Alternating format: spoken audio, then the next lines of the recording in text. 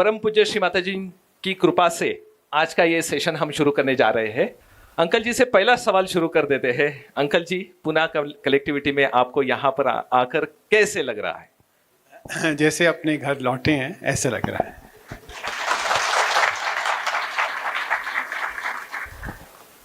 आप सभी को पता है, परम पूज्य श्री माता जी की कृपा से ही आज हम सब सहयोग में हैं और साकार और निराकार स्वरूप उनका हो चुका है। अभी हम निराकार में श्री माता जी को देखते हैं, लेकिन श्री माता जी 1970 से जब साकार स्वरूप में जब थे और उस समय कैसा प्रचार होता था, क्या क्या अनुभव थे, कैसे उन्होंने कार्य किया, आज की क्या स्थिति, ये सारा हम योगी अंकल जी से बातचीत करते करते समझने की कोशिश करते हैं।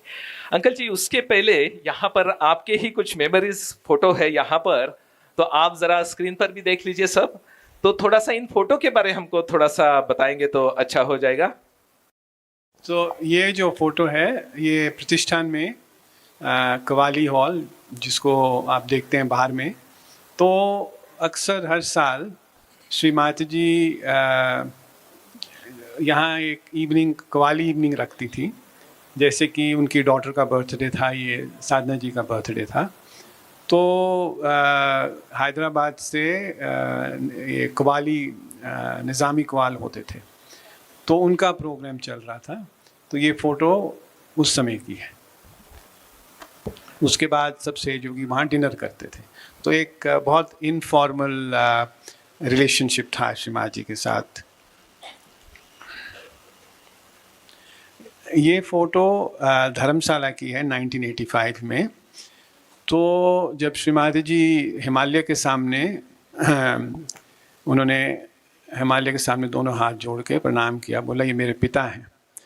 तो उस समय मेरे मन में कई दिनों से एक प्रश्न था कि आखिर परमात्मा का रूप क्या है। तो श्री माता जी हिमालय को देख के बोल रही हैं मेरे को कि ये जो प्रकृति है यही परमात्मा का रूप है, तो इसलिए हमारी दृष्टि उस तरफ है। श्री माँ जी दिखा रही हैं और मैं देख रहा हूँ, और उसमें से हिमालय से वाइब्रेशंस आ रही हैं। तो श्री माँ ने कहा कि देखो हिमालय से कितनी वाइब्रेशन आ रही है।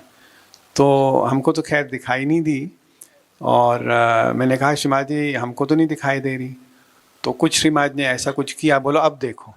तो फिर दिखाई दी कि हिमालय से कैसे वाइब्रेशंस बह रही हैं। तो श्री माँ ने कहा कि ये हिमालय स्वयंभू है और इसकी वाइब्रेशन से सारा जो विश्व है उसकी क्लेंजिंग होती है। तो जैसे कि ओशन में वेव्स बह रही हैं, ऐसे वाइब्रेशंस बह रही हैं, इस तरह आ रही थी हिमालय से वाइब्रेशंस। ये रशिया में है, मॉस्को में पहला प्रोग्राम है। और उस समय एक प्रोफेसर थे, उन्होंने श्री माँ जी का नाम पहली मर्तबा नोबेल पीस प्राइज़ के लिए रिकमेंड किया था। तो उसी फोटो में वो श्री माँ जी को प्रणाम कर रहा है। तो ये जो पब्लिक प्रोग्राम हुआ पहला, तो श्री माँ जी स्टेज के ऊपर हम स्कॉट कर रहे हैं मॉस्को में। ये जो प्रोग्राम है यूक्रेन का है, इसीलिए ब्लैक एंड वाइट फोटोग्राफ है। उस टाइम इतना एडवांस नहीं था टेक्नोलॉजी, और एक ओपन स्टेडियम में हुआ जहां 20,000 लोग आए।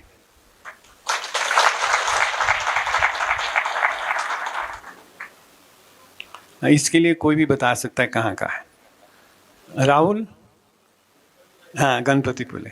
तो उस समय ऐसा था कि जब मैरिजेस होती थी तो श्री माँ जी खुद बीच में आती थी और हल्दी को वाइब्रेट करती थी। तो वो हल्दी फिर ब्राइड्स और ब्राइड रूम्स को जाती थी।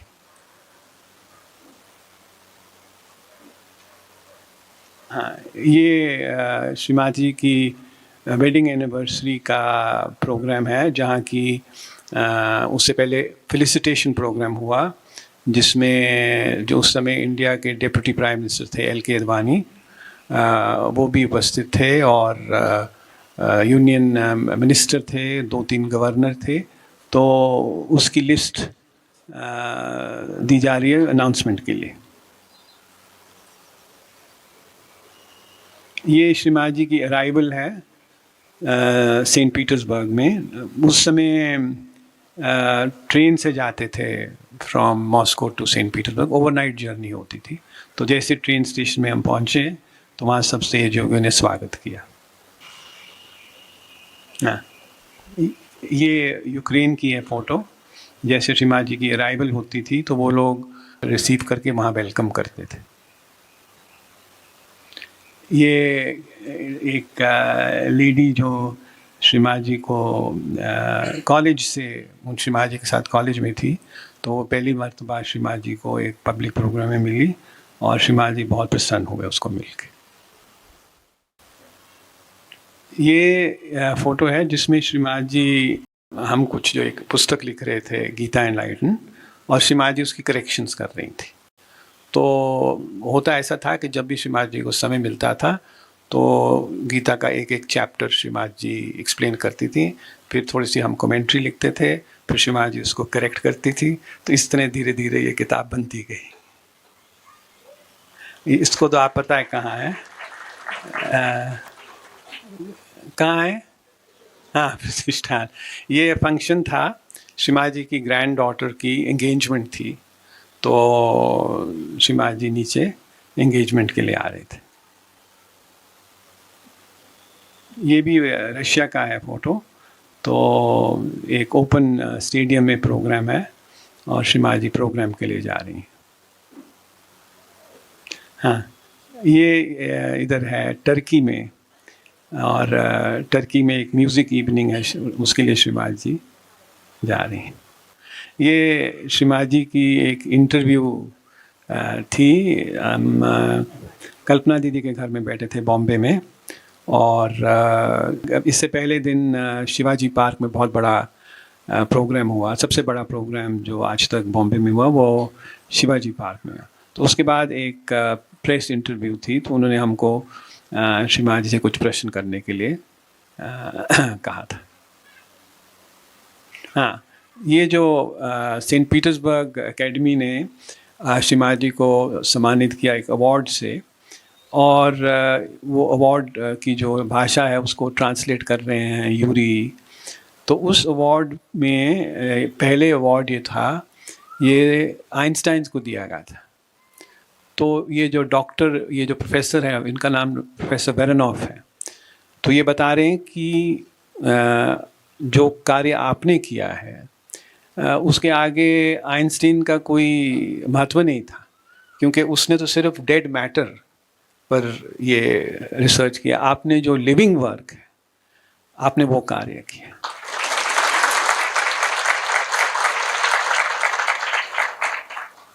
तो ये श्रीमा जी की जो फ़ोटो आई थी धर्मशाला में 1985 में, शैलपुत्री पूजा थी।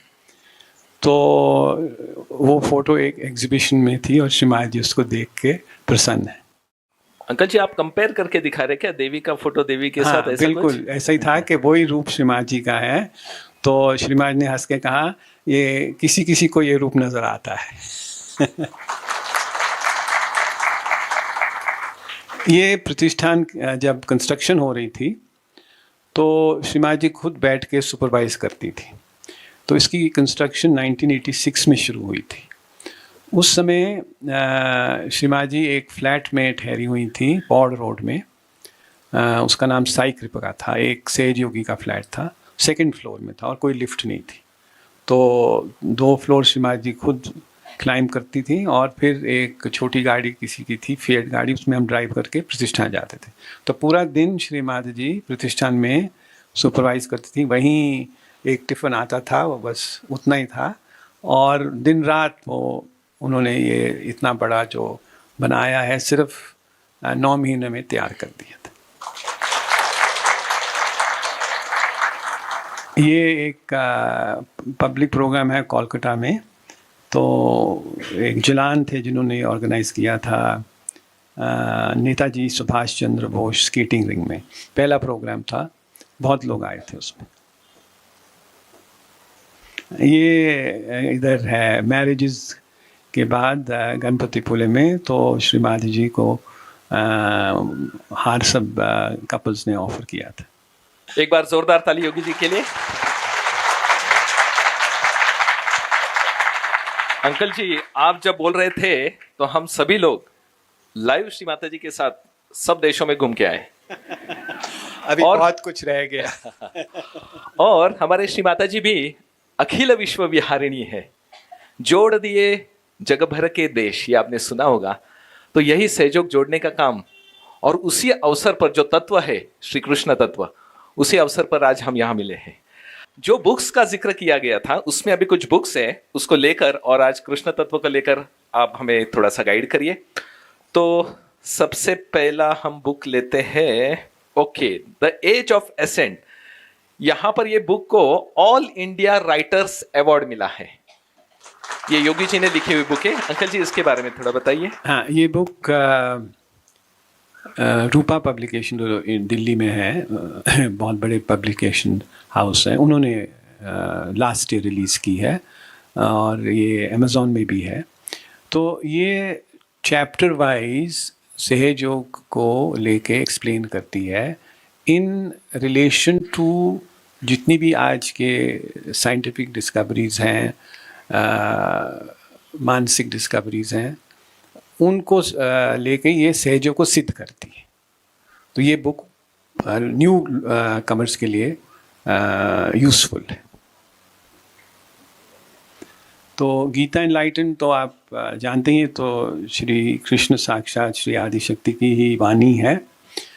और ये जो फिंगर है, ये श्रीमाज जी ने उस समय क्या था कि कवर में क्या डिज़ाइन बनाया जाए।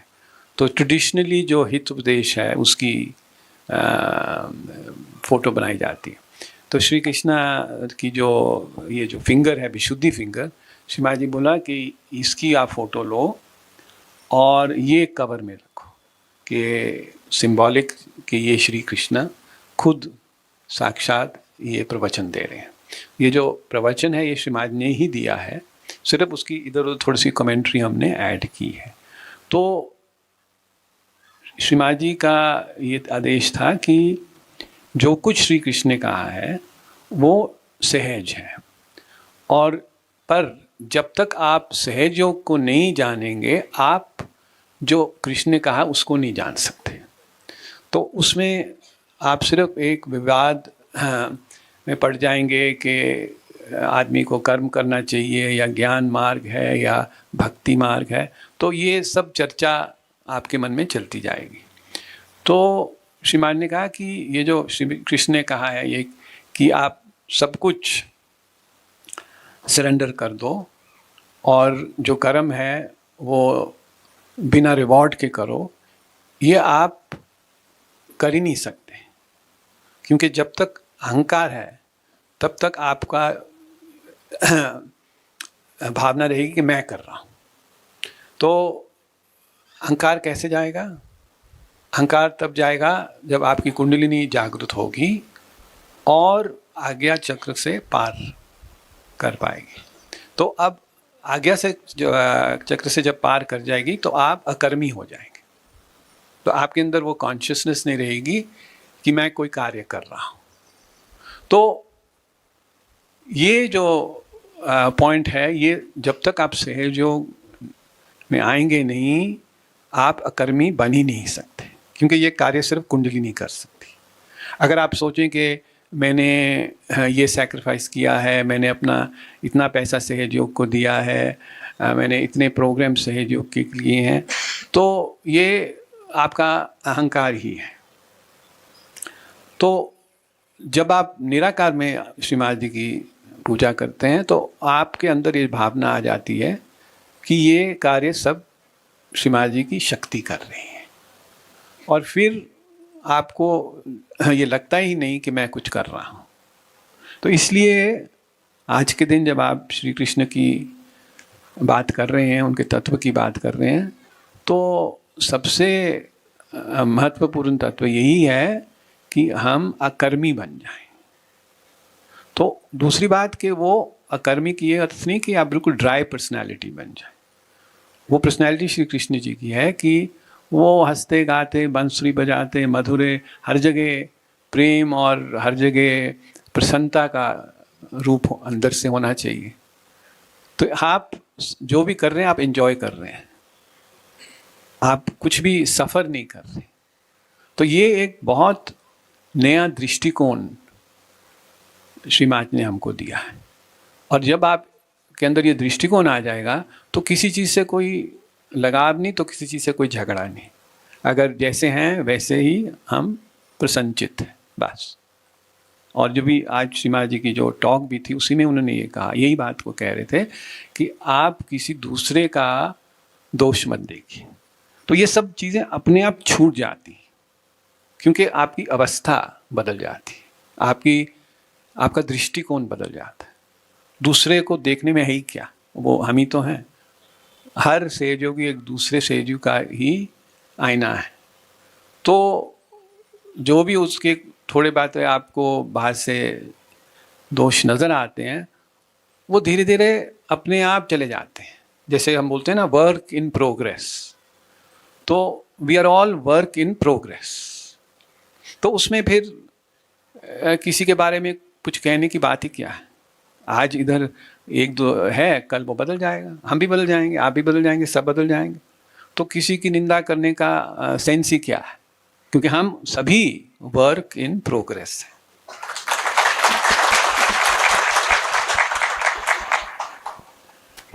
हाँ, ये जो इंस्पिरेशन और इटर्नल मोमेंट्स की पुस्तक है, ये जो हमारे साथ अनुभव हुए हैं, जितने हमें याद आए और जो लिख पाए, वो इस पुस्तक में बहुत से लोग मिलते हैं कि आप अपने अनुभव बताइए।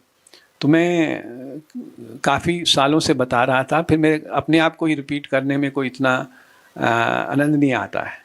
तो हमने कहा चलो इसको एक लिख दें, आप इसको पढ़ लीजिए, सब उसी में है। अंकल जी, ये जो गीता एनलाइटन आपने लिखी, तो हाँ। ये आपको प्रेरणा कैसे? ये शिमा जी ने हमें कोयम्बटूर में थे एक हेल्थ सेंटर में, तो ऐसे ही शाम को बैठे हुए थे तो कृष्ण की बात चली, गीता की बात चली। तो श्रीमा जी कह रहे थे कि किसी ने भी सही गीता की कमेंट्री नहीं लिखी। शी वॉज नॉट सेटिस्फाइड कि जो कृष्ण की मैसेज है वो ठीक ढंग से लोगों तक पहुंचा है। हर चीज़ में एक एंगल दिया, जो भी लिख रहा है उसने अपना एंगल दिया, और फिर आधी अधूरी बात कह दी। जैसे एक चीज़ कह दी तो दूसरी छोड़ दी। जैसे जो भक्ति वाले हैं उन्होंने ज़्यादा भक्ति को एम्फसिस दिया, जो ज्ञान की तरफ इंटेलेक्चुअल है उन्होंने पूरा उसको ज्ञान योग ही बता दिया, जो हठी लोग हैं वो कर्म योग की तरफ। तो इस तरह श्रीमा जी बार बार कह रही थी कि श्रीमा जी की कृष्ण जो है वो एक सुप्रीम डिप्लोमैट है। तो जो भी उस समय की प्रथाएं थी उनको लेकर, सांख्य को भी लेकर, योग को भी लेकर, भक्ति योग को लेकर पहले उसको स्पष्ट किया और फिर आगे की बात बताई कि ये आप तभी पा सकते हैं जब अनन्य भक्ति हो, जब दूसरा कोई ना हो, मतलब आपका कोई दूसरा एजेंडा ना हो। अब जैसे कि आप सहज योग में आ रहे हैं, तो आपको किसी ने बताया कि सहज योग में आएंगे तो आपको जॉब मिल जाएगा, तो आप सहज योग में आ गए। किसी ने बोला कि आपकी आर्थिक स्थिति ठीक हो जाएगी, तो आप सहज योग में आए। किसी ने बोला आप हेल्थ आपकी ठीक, तो आप किसी ना किसी कारण सहज योग में आए। पर अगर आप उसी में रह गए कि मैं इतने साल सहज योग कर रहा हूँ, मेरी इनकम बढ़ी नहीं, मेरे को मेरी सैलरी में भी कोई उन्नति नहीं हुई, तो फिर आप डिरेल हो जाएंगे। यहाँ एक बार आप आ गए तो थोड़ा सा आपको श्री माँ जी के प्रति प्रेम भक्ति करेंगे, थोड़ा सा आनंद आने लगेगा। तो जब आपके अंदर आनंद आने लगेगा, धीरे धीरे निर्मल आनंद आने लगेगा, निरानंद आने लगेगा, तो आप ये सब चीज़ें भूल जाएंगे। तो एंड पॉइंट क्या है कि सिर्फ श्री माँ जी हमको आपकी भक्ति चाहिए, ये सब चीज़ें पीछे रह गई।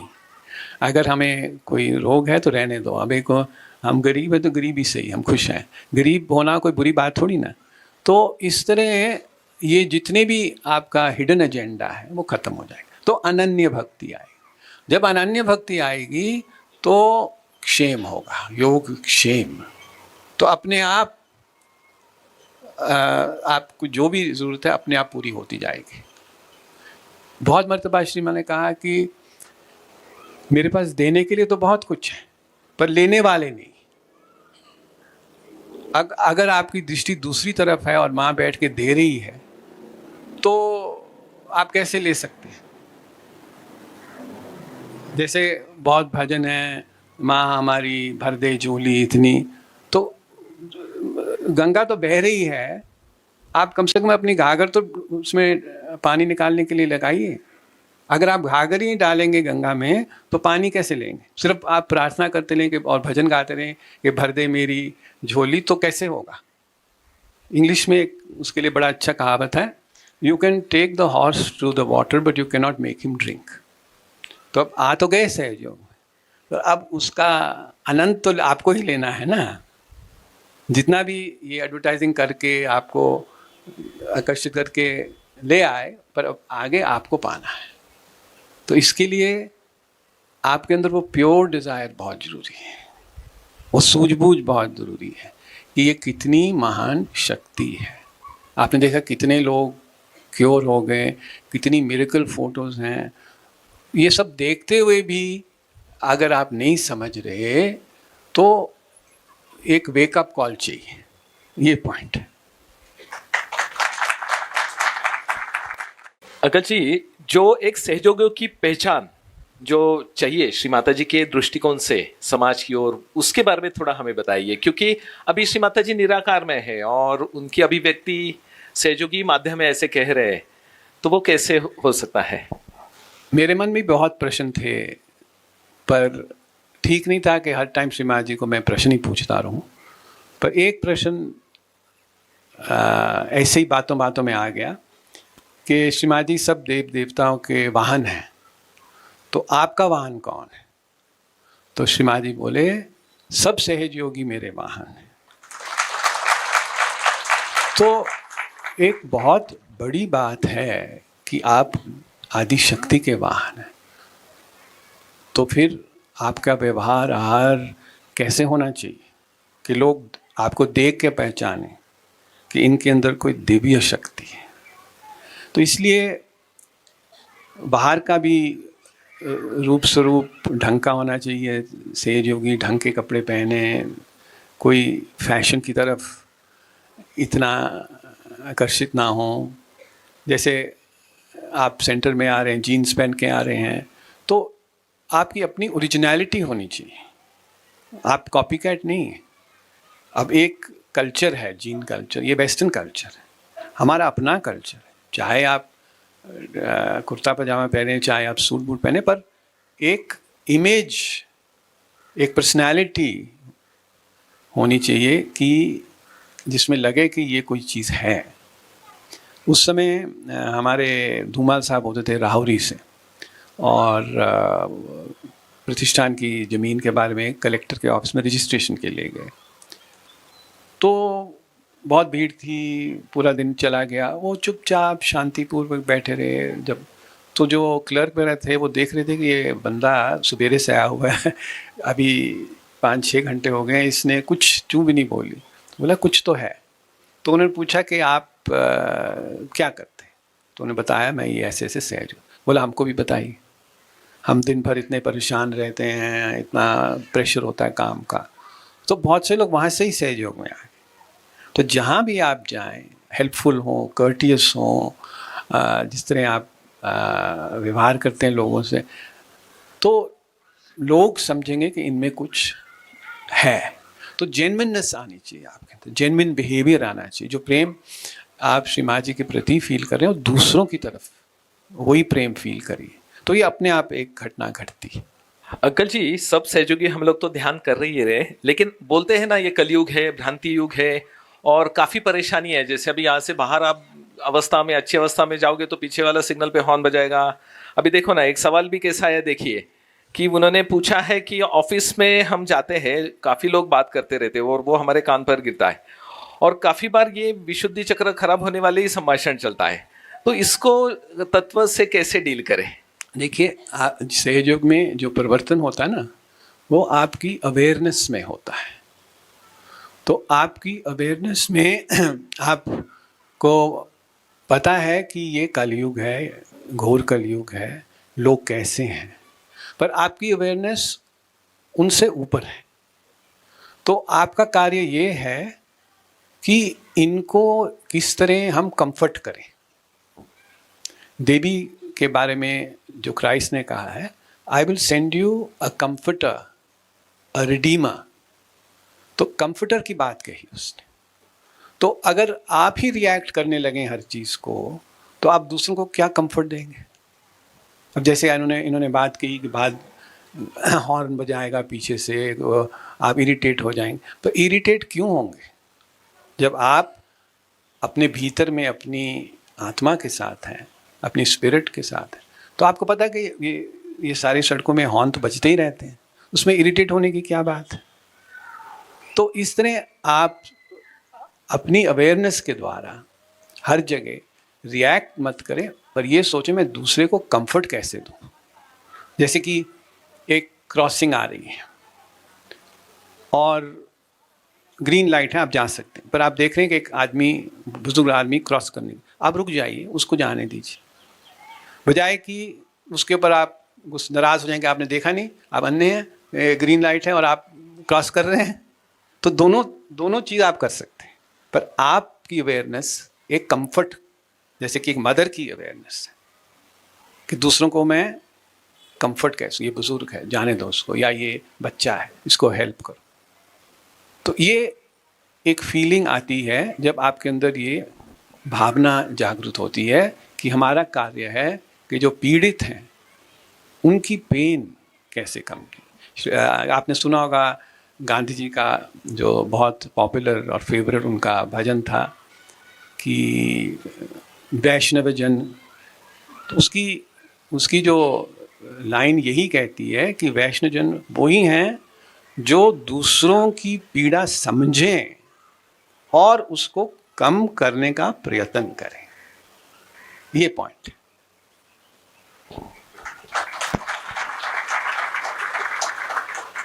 और एक छोटा सा, जैसे कि आजकल काफी नए सहयोगी जुड़ रहे हैं और कुछ लोगों को ऐसे लगता है कि भाई साकार में उन्होंने श्री माता जी को नहीं देखा हो, लेकिन अभी निराकार में वो कर रहे हैं, या फिर जो भी पुराने लोग हैं, क्योंकि उनको भी अभी इस युग में कैसे आना चाहिए। क्योंकि अभी देखिए ना, सिंपल मोबाइल भी देखोगे तो उसके भी नए वर्जन आ रहे हैं आज के युग के हिसाब से। तो हमें भी इस युग को, और श्री माता जी क्या चाहती है और ये साकार निराकार, इसका कुछ हम बताइए। सहज का कोई नया वर्जन नहीं आ सकता, ये पूर्ण है। पहली बात, कोई भी इसको ना ऐड ऑन कर सकता है ना सब्ट्रैक्ट कर सकता है। बहुत से लोगों ने मीडिया में अपने अपने चैनल शुरू किए हैं, सहयोग अपने ढंग से बताते हैं और बहुत सी चीज़ें जोड़ देते हैं जो श्रीमान ने कभी कही भी नहीं।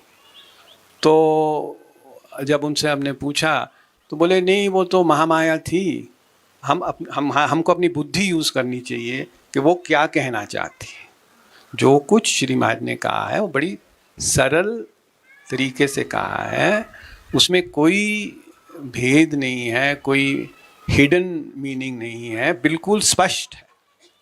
तो उसको आप अपनी बुद्धि से ना आगे बढ़ा सकते ना कम कर सकते, सिर्फ इतना कर सकते हैं कि उसको आप सिंपल लोगों को समझाने के लिए अपने तरीके से समझा दीजिए।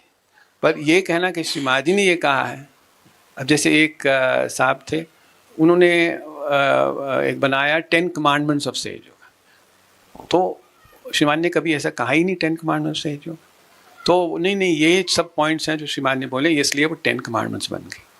श्रीमान ने बहुत सी चीज़ें कही हैं, तो पर सहयोग का ऐसी डेफिनेशन नहीं कोई दी गई कि यही सहयोग कि आपके 10 कमांडमेंट्स ये डूज एंड डोंट, ऐसा कुछ नहीं।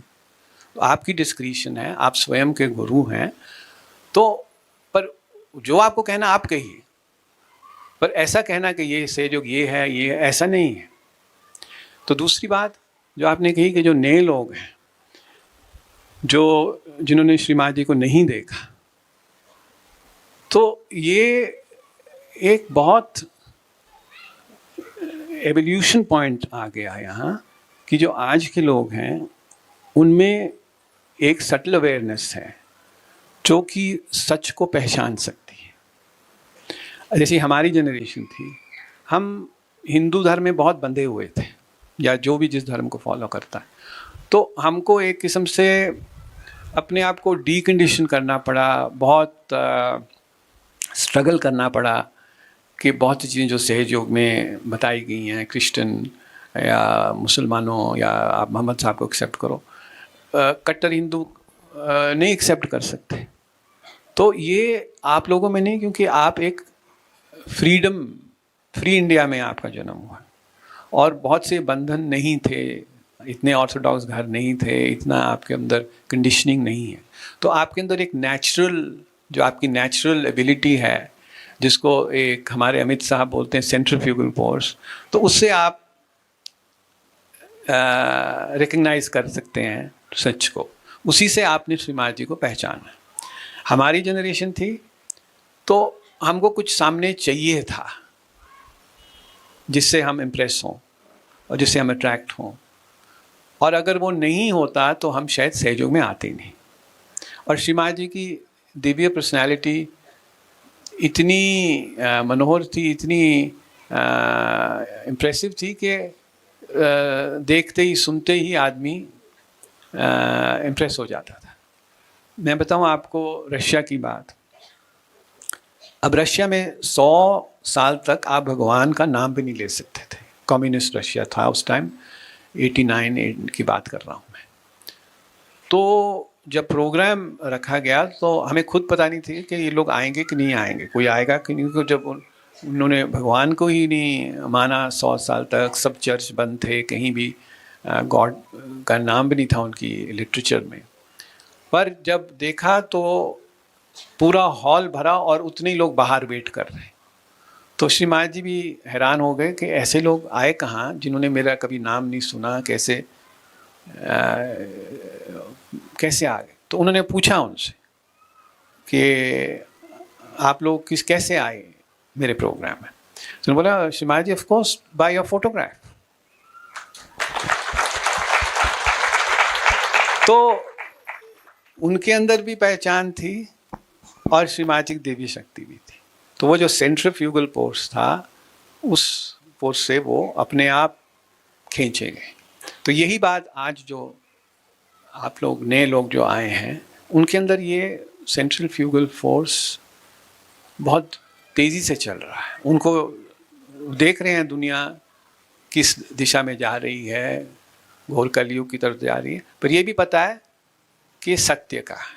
इसलिए जब उन्होंने सब धर्म, आजकल हर चीज़ आपके मोबाइल फ़ोन में आप देख सकते हैं, ये गॉड मैन कौन है, ये गुरु क्या कर रहा है, ये कल्ट क्या कर रहा है, तो उनको सब इन्फॉर्मेशन है। पर वो सब इन्फॉर्मेशन को छान के वो सहज योग में आते हैं और फिर टिक जाते हैं।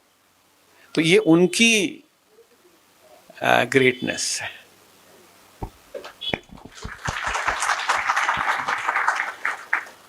अगत जी, जब सहयोग शुरू हुआ 70 से लेके 80-90 तक, तब तो काफी मुश्किल जा रहा था प्रचार प्रसार में, इतनी जो अभी हमको सुविधा मिल रही है आज के युग में।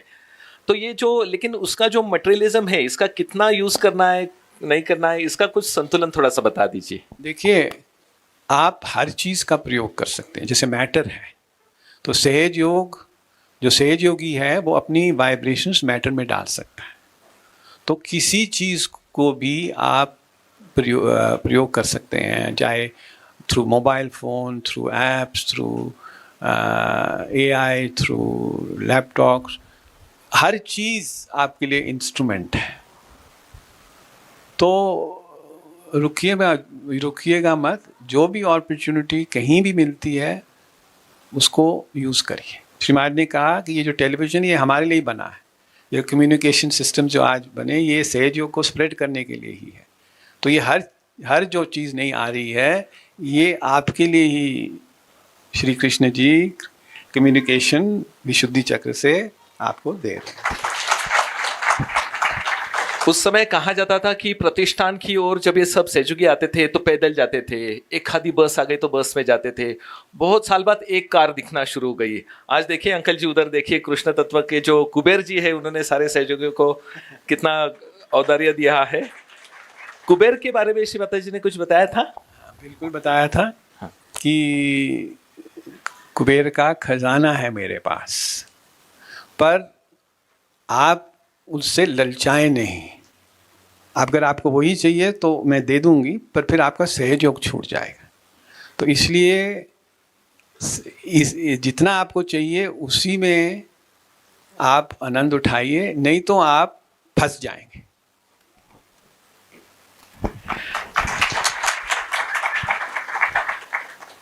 परम पूज्य श्री माता जी को जैसे प्लीज करना यही एकमात्र चीज है, बराबर है? तो बराबर। उसके बारे में कुछ बताइए। तो एक इसकी कहानी तो आप जानते हैं श्री गणेश जी की, कि जो देवी को उसने अपनी मदर को 3 बार सर्कुमुलेट किया। तो जब आदि शक्ति हैं आपके सामने, चाहे निराकार चाहे साकार, तो जो भी कुछ आप कर रहे हैं उसको प्रसन्न करने के लिए कीजिए, ना कि मीडिया को, ना कि पब्लिक को से इम्प्रेस करना कि हमने इतना बड़ा प्रोग्राम किया, कितने लोग आए, या इतनी बड़ी पूजा की, वहाँ 10,000 लोग आए, उन्होंने पूजा की उसमें सिर्फ 5,000 लोग आए। तो इसमें मत पड़िए, इसका कोई संबंध नहीं है श्री माता जी के साथ। कितनी बड़ी, या कितना सजाया, कितना बड़ा स्टेज बना, कितनी लाइटें लगाई, कितने फूल चढ़ाए, इसका कोई संबंध नहीं श्री माता जी। वो तब प्रसन्न होती है जब आप सच्चे दिल से, जैसे गीता में लिखा, चाहे एक फूल चाहे एक पत्ता मेरे को ऑफर कीजिए, पर पूरे हृदय से कर। उसके लिए आपको कुछ इम्प्रेस करने की जरूरत नहीं, किसी को इम्प्रेस करने की कोशिश मत करिए, क्योंकि जब आप इम्प्रेस करेंगे तो आज्ञा में चले जाएंगे। हम्बली ह्यूमिलिटी, प्यार से, दिल से। एक घटना आपको बताता हूँ। ये अलीबाग में अक्सर श्री माता जी गणपति के बाद जो इंडिया टूर था वो अलीबाग आता था, फिर वहाँ से सब फॉरेनर्स बॉम्बे चले जाते थे।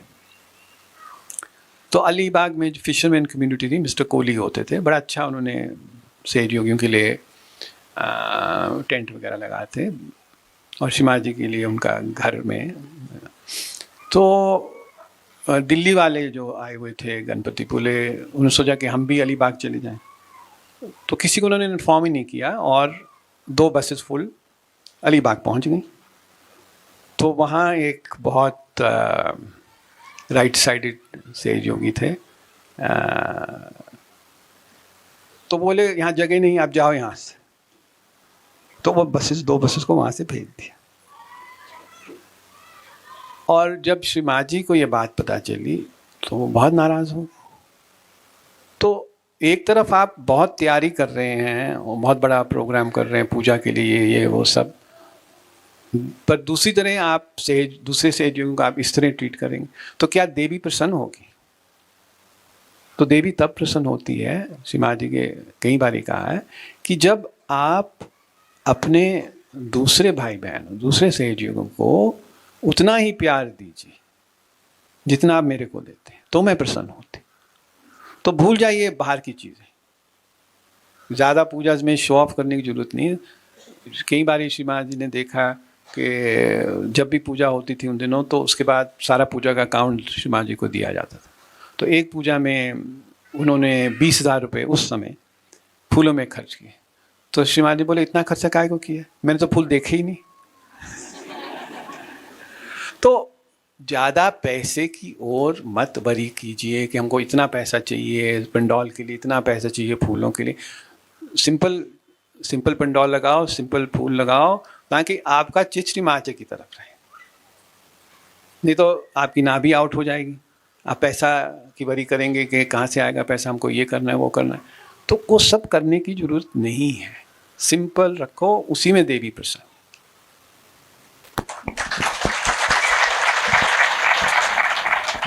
अंकल जी, इसके साथ साथ जो कार्य करते हैं सहयोग में, जैसे कि आज का ही सेमिनार देखो, पार्किंग से लेके उधर डाइनिंग से लेके यहाँ श्री माता जी के पूजा तक जो भी होता है, तो ये सारा यानी कार्य कैसा है? यानी सेम है या अलग अलग कहेंगे, कैसा कहेंगे? नहीं, मेन चीज़ है भावना की। तो जिस भावना से आप लोग सब यहाँ आए हैं, प्रेम की भावना है, भक्ति की भावना है, श्रद्धा की भावना है, सरेंडर है, सबसे बड़ी चीज़ वो है। तो और बाहर की चीज़ों में उसका इतना महत्व नहीं है, सरेंडर होना चाहिए। तो जब सरेंडर है तो सब कुछ है। देवी प्रसन्न।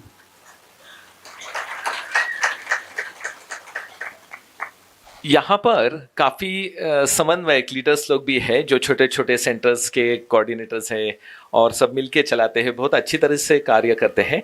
तो उनके लिए कुछ श्री माता जी का संदेश या जो भी कुछ याद है तो आप बता दीजिए। देखिए, जैसे हम कोई चीज़ ऑर्गेनाइज करने लगते हैं ना, तो राइट साइड चढ़ जाती है, और क्योंकि हमारा चित्त वन साइडेड है, जैसे मानव की बुद्धि चलती है, या वो लेफ्ट साइड में चलती है वो राइट साइड में चलती है। तो जो लेफ्ट साइड के लोग हैं वो ज़्यादा भक्ति में चले जाते हैं, राइट साइड के लोग हैं ज़्यादा ऑर्गेनाइजेशन में चले जाते हैं। मैं कल ही की बात बताता हूँ। मेरे को एक फ़ोन आया कि उनको एक स्कूल ने ऑफ़र दिया है कि 1 महीना आप हमारी सारी क्लासेस को सहयोग सिखाओ। तो अब पैम्फलेट प्रिंट होना था, तो आधे सहयोगियों की ऑब्जेक्शन थी कि आप पैम्फलेट में श्री माँ जी की फ़ोटो नहीं लगाएं, क्योंकि लोग फेंक सकते हैं, और बाकी बोले नहीं लगाओ। तो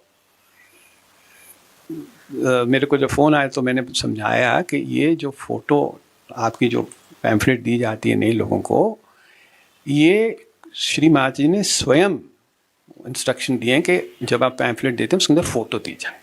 पहले तो पैम्फलेट होती ही नहीं थी, सिर्फ फ़ोटो होती थी। तो श्री माँ जी खुद अनाउंस करती थी प्रोग्राम, पब्लिक प्रोग्राम के बाद, कि आप फ़ोटो के सामने किस तरह ध्यान करना है घर जाके, तो फ़ोटो दी जाती थी। फिर कुछ साल के बाद लोगों ने बोला ऐसे फ़ोटो नहीं देनी चाहिए, कम से कम इसको एनवेलप में डाल के देनी चाहिए। तो एनवेलप में डालनी शुरू हो गई, फिर पोस्टर्स लगना शुरू हो गई। फिर लोगों ने कुछ सहयोगियों ने ऑब्जेक्शन किया, अरे फ़ोटो आप पोस्टर लगाओगे तो लोग उनको टेयर कर देंगे, श्री माँ जी का अनादर होगा। तो श्री माँ जी बताया कि मैं सब ये जानती हूँ और मैं प्रिपेयर होके आई हूँ कि इस युग में ये सब होने वाला है, इसकी चिंता आपको नहीं करनी, आपको सिर्फ मेरा कार्य करना है जिस तरह मैंने बताया कि सबको फ़ोटो दो। तो चाहे वो फ़ोटो फाड़े चाहे फेंके, वो उसका कर्म है, आपका कर्म है सिर्फ सबको फ़ोटो देना। तो अगर आप यही सोच जाएंगे हम फ़ोटो देंगे तो पैम्फलेट देंगे, वो करेगा क्या? घर जाके किसके सामने ध्यान करेगा? बिना फ़ोटो के कैसे ध्यान करेगा? या आप खड़े होकर उसकी इंटरव्यू लेंगे कि आप इस फ़ोटो को लेके जाएंगे तभी दें, ध्यान करेंगे तभी देते हैं, नहीं तो देते हैं। तो ये इन चीज़ों में जब ज़्यादा ऑर्गेनाइज करते हैं ना, तो आप ज़्यादा सोचने लगते हैं। तो ज़्यादा सोचने की ज़रूरत नहीं, हर स्थिति में ये सोचिए कि श्री माँ जी कैसे करते थे, श्री माँ जी का क्या आदेश। तो जितनी भी उस समय बुक्स बनी थी, जितने भी पैम्फलेट और जितने भी पोस्टर्स बने थे, NITL एक संस्था थी, एक श्री माँ जी की खुद पर्सनल नाम से एक कंपनी थी, उसका नाम NITL रखा गया। उसकी चेयरमैन श्री माँ जी थी और उनकी 2 डॉटर्स के डायरेक्टर थी, तीसरा कोई नहीं था।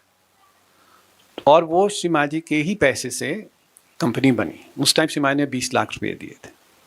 तो उसका महत्व ये था कि जितनी भी photos, video tapes, audio tapes, books, वो सब इस संस्था से बने और कहीं से ना बने, क्योंकि खुद श्री माँ जी पर्सनली अप्रूव करती थी हर बुक, हर बुकलेट, तब वो पब्लिश होती थी। तो उसको अब वही बुकलेट आगे जाके सब सेंटर्स ने शुरू की उसको प्रिंट करना, क्योंकि NITL बंद हो गया। तो उसको उस पर प्रश्न करने की कोई आवश्यकता नहीं, ये ऑलरेडी कार्य हो चुका है। तो इस तरह जब आप ऑर्गेनाइज करते हैं कि कैसे श्री माँ जी की पब्लिसिटी की जाए, कैसे फ़ोटो रखी जाए। अब एक प्रोग्राम में 2 सहयोगियों में झगड़ा हो गया, बोले एक लेफ़्ट साइड में रखो स्टेज फ़ोटो श्री माँ जी, दूसरा बोले नहीं राइट साइड में सिंहासन रखो। तो दोनों का तर्क ये था कि अगर लेफ़्ट में रखेंगे तो वाइब्रेशन लेफ़्ट साइड की आएगी, राइट में रखेंगे तो राइट साइड में आएगी। तो मतलब आप किस हद तक जा सकते हैं ऑर्गेनाइज करते हुए, क्योंकि सोच एक दृष्टिकोण है, आपका बैलेंस में नहीं है। तो आप सिर्फ एक ही तर्क से चल सकते हैं। अगर राइट साइड में तो राइट बाइट सोचेंगे, लेफ्ट में सिर्फ लेफ्ट साइड सोचेंगे। इसलिए सेफ्टी के लिए अगर आप बोले अच्छा वाइब्रेशन चेक करो, तो जिसकी राइट साइड वाइब्रेशन बोले हाँ मेरे को राइट में आ रही है, जिसकी लेफ्ट बोले लेफ्ट में आ रही है, तो आप उसको कैसे सॉल्व करो? तो उसका एक सरल यही मार्ग है कि जैसे श्री महाराज ने बताया आप वैसे कर लो बस, ज़्यादा उसमें अपना दिमाग नहीं लगाओ, नहीं तो आप अतिकर्मी हो जाओ। एक किस्सा हुआ ऐसा बहुत श्री महाराज जी के सामने। एक पहली मर्तबा दिल्ली में पहली बार वेरी फर्स्ट टाइम दूरदर्शन ने श्री महाराज जी की इंटरव्यू लेने का मैसेज भेजा, तो हम सब बहुत एक्साइटेड। तो इतने कुतुब में उन दिनों कुतुब में श्री महाराज जी ठहरती थी, कुतुब सेंटर में। तो दूरदर्शन वालों पहले तो श्री महाराज बोले मैं स्टूडियो में नहीं जाऊंगी, तो दूरदर्शन वालों ने मान लिया ठीक है हम आपके घर आएंगे और वहाँ सेटअप करेंगे स्टूडियो। तो श्री महाराज जी टॉप फ्लोर में रहती थी और ये स्टूडियो सेट करना था फर्स्ट फ्लोर में। तो सब लोग इतने एक्साइटेड थे कि एक दूसरे से आर्ग्यू करने लगे, नहीं ऐसा यहाँ ये रखो, नहीं वो बोले नहीं ऐसा यहाँ रखो। वो करते करते जब श्री महाराज जी आई तो जैसे श्री महाराज ने अपना राइट पैर रखा तो राइट पैर ऐसे टर्न हो गए। श्री महाराज जी बोले आप लोग क्या कर रहे हो, इतना राइट साइड किसके लिए? फिर सबको बोला तुम क्षमा मांगो सब। श्री महाराज जी आप करता करा। फिर 15-20 मिनट और ये सब दूरदर्शन वालों के सामने हो रहा है, उनके कैमरा लगे हुए और श्री महाराज जी की वो पैर टर्न हो रहा है और फिर श्री महाराज जी से जो कि दूसरे आए वो मसाज कर करके 15-20 मिनट ऐसे ही गए, तब जाके इंटरव्यू शुरू। तो इसलिए जो ऑर्गेनाइज कर रहे हैं उन पर बहुत अटैक है और उनको बहुत अपनी क्लियरेंस रखनी चाहिए कि कहीं हम इसमें फंस ना जाए। और दूसरे उसका एक्सट्रीम है कि नहीं हम कुछ नहीं करेंगे तो हमारी ईगो चढ़ जाएगी। तो एक एक्सट्रीम और एक दूसरा एक्सट्रीम, तो दोनों को जितना कोशिश करें अपनी क्लियरेंस करें। अब बहुत से लोग सोचते हैं कि हम प्रतिष्ठान चले जाएंगे हमारी क्लियरेंस हो जाएगी, ऐसा नहीं, आपको घर में करना पड़ेगा। और अगर आप क्लियरेंस करके प्रतिष्ठान नहीं आएंगे तो आपको वहाँ से आप वाइब्रेशन ऑब्जॉर्ब ही नहीं कर पाएंगे। जैसे पूजा है प्रतिष्ठान, तो ये जितने भी आईटी के हैं बच्चे ये सोचते हैं इतना इनको काम दिया जाता है कि बिल्कुल जैसे बोलते हैं ना वो बर्नट आउट हो जाते हैं। तो इनका ये है जिस दिन पूजा होगी प्रतिष्ठान वो हम जाके क्लियर हो जाएंगे।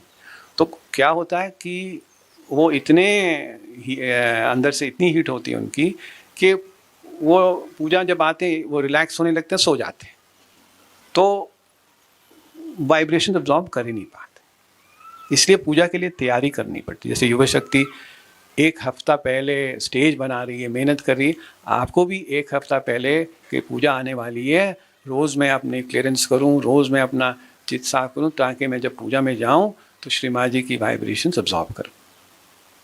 नहीं तो पूजा प्रतिष्ठान पूजा में आने का या किसी मंदिर में पूजा करने का डिफरेंस क्या रहा? वहाँ भी आप किसी भी भगवान की पूजा कर सकते हैं, मिला क्या? तो प्रश्न ये है आपको क्या मिला? तो अपना टाइम मत वेस्ट करिए, लेने की बात करिए, उससे क्या टेक अवे मिला आपको? जब पूजा में आए तो आप वहाँ से क्या लेके गए? तो अगर नहीं कुछ लेके तो काय को आए? तो आपका टाइम बहुत प्रेशियस है, ये समय बहुत प्रेशियस है, इसको फालतू बातों में वेस्ट मत करिए। ये समय फिर आएगा भी नहीं।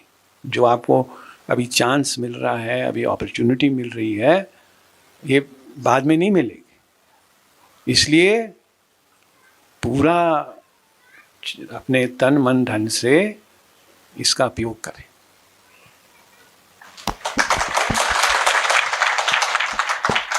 एक अभी सवाल आया था सहयोगियों से, बस उसे पढ़ लेते हैं। सवाल तो बहुत अच्छा है और जो श्री माता जी ने अभी अमृतवाणी में बताया था कि श्री गणेश जी का ध्यान एक जगह पर करने के लिए बोला है और बच्चों जैसा बोला है, और दूसरी तरफ श्री कृष्ण जैसे डिप्लोमेट भी बनने के लिए कहा है।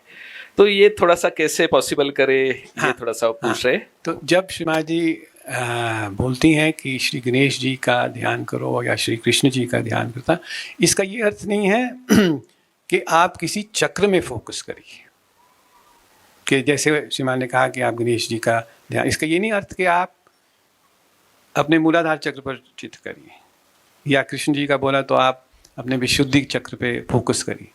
श्रीमान ने क्लियर बात कही कि किसी भी चक्र में आपको कंसंट्रेट नहीं करना है, आपको कंसंट्रेटेड मेरे में करना है। कि आपका चित्त कहाँ है, किस चक्र में नहीं, आपका चित्त श्रीमान जी पर है। कहाँ है श्रीमान जी? सहस्त्रार में। तो ये पॉइंट क्लियर पहले होना चाहिए। बहुत से लोग मैंने देखा है, अब आप कुंडली चढ़ा लीजिए, आपकी कुंडली ऑलरेडी चढ़ी है, अब आप कुंडली को इस चक्र में ले आई, अब इस चक्र पे ले आई।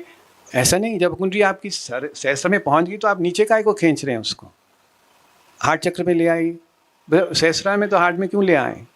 तो किसी चक्र पे आप मेडिटेट मत करिए, कॉन्सेंट्रेट मत करिए, पहली बात ये। दूसरी बात श्रीमान ने कहा गणेश जी की करिए मेडिटेशन या श्री कृष्ण की, तो उसके तत्व पर करिए।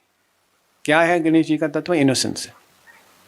तो उसके इनोसेंस में करिए, अपने आप को देखिए कि मेरे अंदर क्या प्रॉब्लम है अवेयरनेस में, मैं कैसे अंदर अपने आप को स्वच्छ करूं कि श्रीमान जी प्रसन्न रहें। तो वो गणेश जी का तत्व। Shri Ganesh ji please give me chastity, gives me purity, give me innocence. तो उस तत्व को प्रार्थना करिए, उस तत्व को अर्पण करने की कोशिश करिए। तो ये गणेश जी की बात होगी। फिर आई श्री कृष्ण जी की बात। तो पहले सबसे बड़ी चीज़ श्री कृष्ण की मधुर। तो आपकी वाणी में स्वीटनेस होनी चाहिए। स्वीटनेस का ये अर्थ नहीं कि आप सच ना बोलें, सच बोलें, पर जैसे कि एक दवाई को शुगर कोट करके खाना है, उस तरह कि दूसरे को हर्ट ना फील हो। कृष्ण जी की ये बहुत बड़ी बात है कि किसी की फीलिंग हर्ट नहीं की उन्होंने। महाभारत का युद्ध रचने से पहले वो फिर भी लास्ट मिनट तक उन्होंने अटेम्प्ट किया, दुर्योधन को समझाने की कोशिश की, खुद वहाँ गए। तो उनका मकसद युद्ध नहीं था। उन्होंने बोला चाहे तुम 7 गांव दे दो, कुछ दे दो, 2 गज जमीन दे दो। पर जब दुर्योधन वो देने को भी नहीं तैयार था तो फिर और कोई रास्ता नहीं था। तो हर समय वो मुस्कुराते रहे, हर समय वो प्रसन्नचित रहे, अपनी लीला में खेलते रहे, उनको किसी चीज़ की चिंता नहीं थी। इस तरह सहज योगी को किसी चीज़ की चिंता करने की कोई जरूरत नहीं। श्री माँ है ना, तो वो देख रही है, सब कुछ देख रही है। पर अगर आप सोचो कि श्री माँ मेरी पॉकेट में है, मैं कभी भी निकाल के कुछ भी बना दूं लोगों को इम्प्रेस करने, तो फिर वो पखंड हो गया। तो श्री कृष्ण का था वो जेन्युइन थे, हर चीज़ में जेन्युइन। जो कार्य उन्होंने किया वो धर्म के लिए किया। जो कुछ अगर उन्होंने किसी राक्षस को मारा है, अगर किसी को, तो धर्म के लिए किया। तो जो भी कुछ आप करें, इस प्रेम की शक्ति को संभाल के करें कि किसी को हर्ट मत करें। आपको किसी पर वार करने की जरूरत नहीं है। वो कार्य देवी का है। ये याद रखें कि जितने भी भूत हैं, जितने भी बाधे हैं, वो आप नहीं वार कर सकते, वो देवी वार करें। आप श्री माँ जी को प्रार्थना करिए तो वो करें। ये कार्य आपका नहीं। और दूसरी बात, आप किसी को श्राप नहीं दे सकते। आपको गुस्सा भी आए तो आप, ये अधिकार श्री माँ ने बोला मैंने आपको नहीं दिया, तो आपको गुस्सा देने का अधिकार ही नहीं, गुस्सा करने का अधिकार ही नहीं। पहली बात ये, अगर आपको गुस्सा आए तो आप किसी भी मिरर के सामने खड़े होके जितना चलाना चला लीजिए, अपने ऊपर, पर दूसरों के ऊपर नहीं। उससे आपका गुस्सा ठंडा हो जाए। तो ये दोनों तत्व की बात। ये मिरर का उदाहरण बहुत बढ़िया है, क्योंकि उसमें देख के ही गुस्सा करना है। और इसलिए हमारे सब भाई लोग, उनके पर्स में मिरर होता है, इसलिए वो शांत रहते हैं। हमको भी एक एक मिरर रखना पड़ेगा शायद। एक बहुत इंपॉर्टेंट बात बताइए अंकल जी ने, सहस्रार में रहना, चाहे इधर कुछ भी, कौन सा चक्र हो, कुछ भी हो, है ना। क्योंकि जो कैच का विषय आता है ना अंकल, काफी लोग कहते हैं कि मैं प्रचार नहीं जाती हूँ, कैच आता है। फिर इधर गई वो पकड़ के लाती है, फिर उधर गया कैच आता है। उनको तो इंडियन क्रिकेट टीम में ही भेजना चाहिए, वैसे तो उधर तो भी काम आएंगे। चलो बढ़िया अंकल जी। आखिर का एक प्रश्न है और फिर 2-3 बुक्स रह गए अंकल जी, उसके बारे में थोड़ा सा आप बता दीजिए बस। अब ये ध्यान सबसे सर्वश्रेष्ठ है, इसकी कंसिस्टेंसी या उसमें जो स्थिति है, उसके लिए थोड़ा सा हमें आप बताइए। अगर आप श्री माँ जी को अपने हृदय में रखें और फील करें प्रेम, तो वो ध्यान हृदय से शुरू होके अपने आपको कोई भी उसके एफर्ट करने की जरूरत नहीं।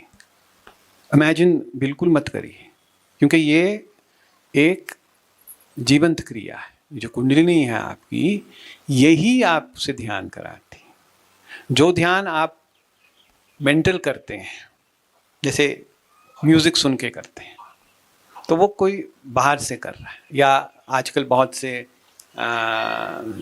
मीडिया में बहुत से लोग अपना ध्यान का प्रोग्राम रखते हैं, तो लोग जुड़ जाते हैं उनके साथ कि चलो हम उनके साथ ध्यान, तो वो एक वर्चुअल ध्यान है।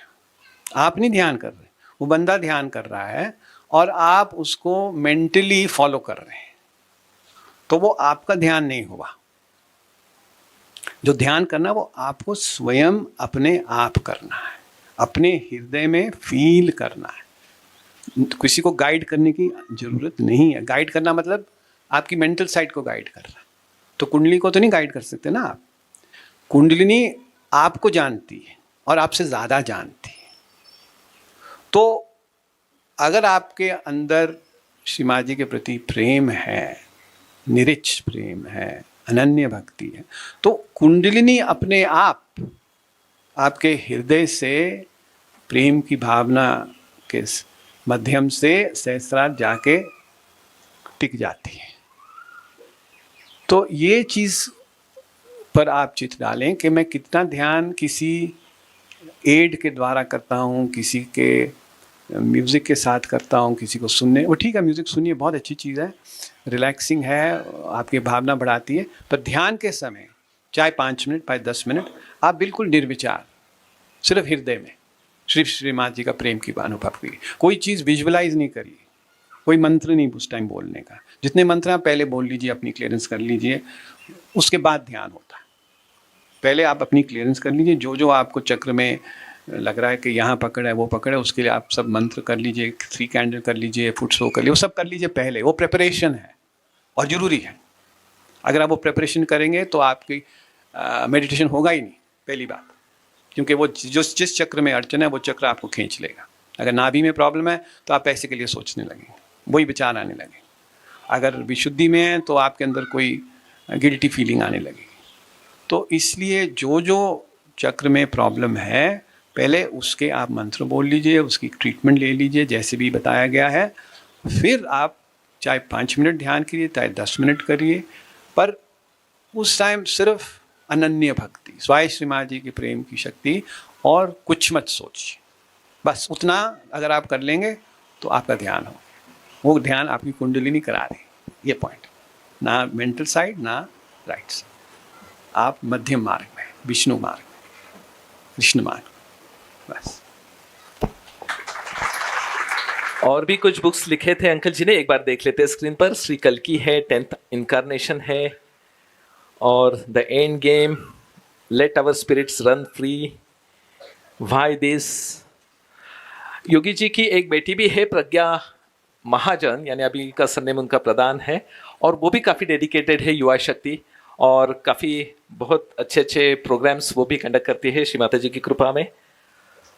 और भी the master streak, education enlightened, a guide for schools. आपने कुछ स्टोरी बुक भी लिखी थी ना बच्चों के लिए, bed time stories? Bed time stories, okay.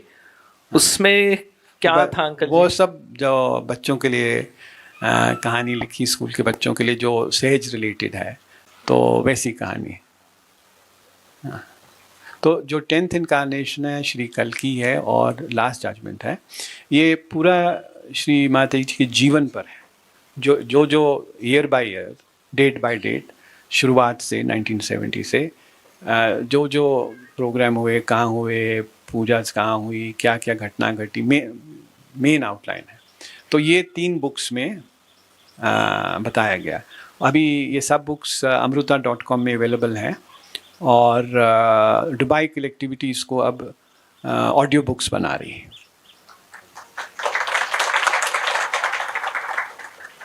Uncle जी जहाँ रहते हैं धर्मशाला में, बस उनका एक ऐतिहासिक घर है, बस उसका भी फोटो लाए थे, थोड़ा लोगों को भी थोड़ा समझ में आए।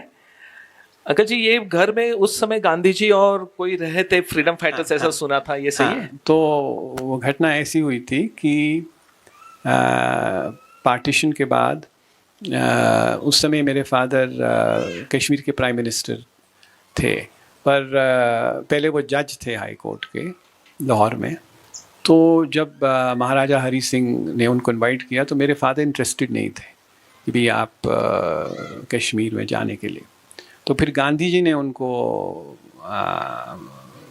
सजेस्ट किया कि ये बहुत ज़रूरी है इंडिया के लिए कि आप Kashmir as a prime minister accept करो।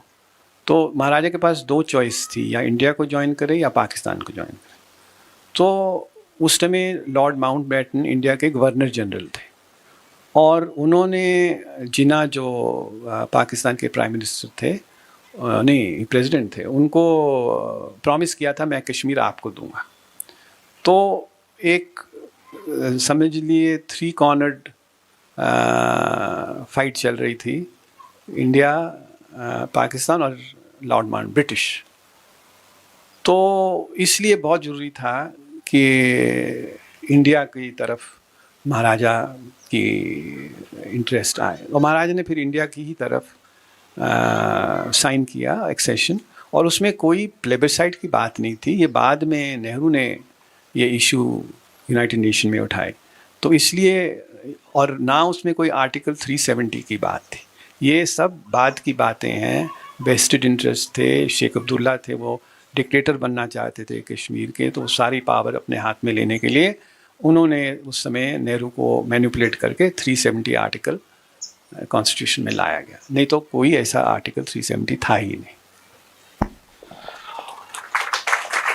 कश्मीर और जो भी हिमालय, वहां से वाइब्रेशंस आते हैं, यही हमने स्टार्टिंग में सुना था। और श्री माता जी ने भी कहा है कि सहस्रार यानी कश्मीर, बराबर है। कश्मीर जो है, ये जो श्रीनगर है, श्री ये लक्ष्मी का नाम है। तो ये इतिहास में बताया गया कि लक्ष्मी का ये स्थान था, इसीलिए वो जो लेक है, नगीन लेक, उससे लक्ष्मी वहाँ वास करते थे। बहुत स्पिरिचुअल प्लेस है, और आप लोगों को शायद पता नहीं, पर जो कश्मीरी शैविज़्म है वो पूरा सहज योग है। उसमें पूरा कुंडलिनी बताई गई, सब चक्रों के बारे में बताया गया, कुंडली के पूरा इतिहास है। सिर्फ उनको ये नहीं मालूम कुंडली कैसे जागरूक की जाए, तो उसकी पूरी थियरी उसमें है। और वहाँ बहुत बड़े ऋषि हुए, नंद ऋषि हुए, सूफी संत हुए। ये स्पिरिचुअल भूमि थी। काफी महाराष्ट्र के सहयोगी भी अभी कश्मीर में जाकर प्रचार कर रहे हैं, और बहुत अच्छी तरह से प्रचार हो रहा है। इतने विकट परिस्थिति के बावजूद भी श्री माता जी की कृपा से ये सब कुछ हो रहा है। ये घर के अंदर की फोटो है योगी जी के।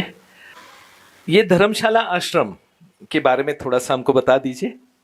तो 1985 में श्री माता जी धर्मशाला को ब्लेस किया, और जैसे धर्मशाला के अंदर, आश्रम के अंदर से एक छोटी सड़क, कच्ची सड़क जाती है, उस स्थान से जब हम गुजर रहे थे तो श्री माता जी बोला गाड़ी रोको यहाँ।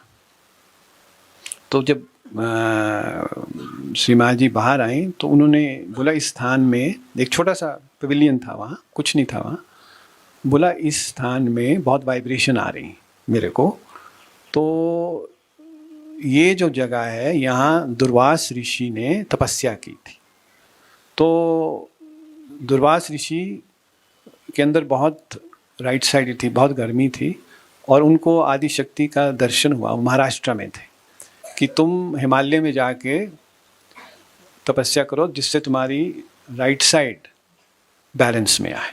तो इस स्थान में श्रीमान बोला आप यहाँ मंदिर बनाओ। तो पहला मंदिर ये जो है श्रीमान ने डिज़ाइन किया, और यहाँ आदि शक्ति का मंदिर है आज। और बहुत टूरिस्ट आता है यहाँ, रोज़ 500,000 टूरिस्ट आता है सीज़न में। तो कोई भी वॉलंटियर आना चाहे वहाँ रियलाइजेशन देने के लिए कहीं से भी, सबको वेलकम है।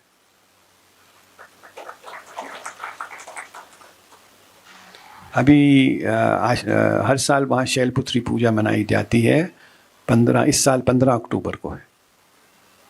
और ये स्कूल है आश्रम के बाजू में।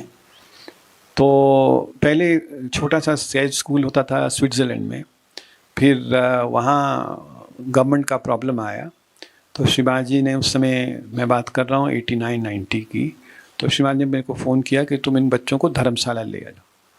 तो उस समय 15 बच्चे आए थे और फिर 6 महीने के बाद 25 बच्चे ऑस्ट्रेलिया से आए। तो उस समय तो हमारे घर में जगह थी, पर फिर धीरे धीरे बाकी कंट्रियों ने भी बोला कि हम भी बच्चे भेजना चाहते। तो श्रीमान ने मेरे को 90 में 10 लाख रुपए दिए थे कि तुम ये स्कूल बनाओ। फिर श्रीमान ने ये डिज़ाइन किया स्कूल की बिल्डिंग, और ये पहली बिल्डिंग स्कूल की है।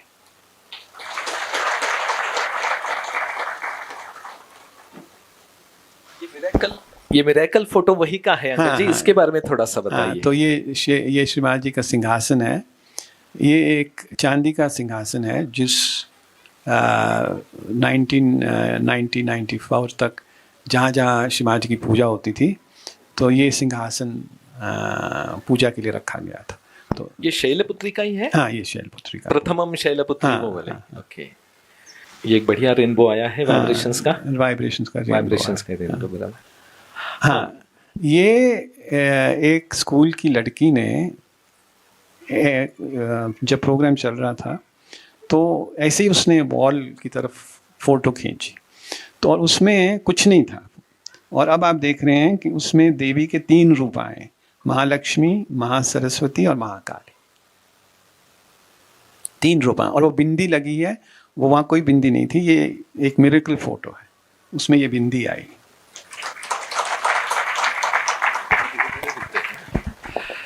ये फोटो से आपको ये बताना था कि परम पूज्य श्री माता जी का ये आपके सामने जो प्रतिमा है, अभय मुद्रा स्वरूप, ये भी है।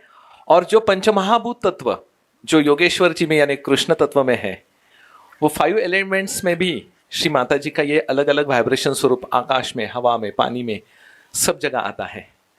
और यही 5 एलिमेंट्स आज हमें श्री माता जी की कृपा में जागरूक करने हैं। श्री माता जी के बहुत बहुत ऋणी है, आभारी है कि आपने ये सौभाग्य दिया कि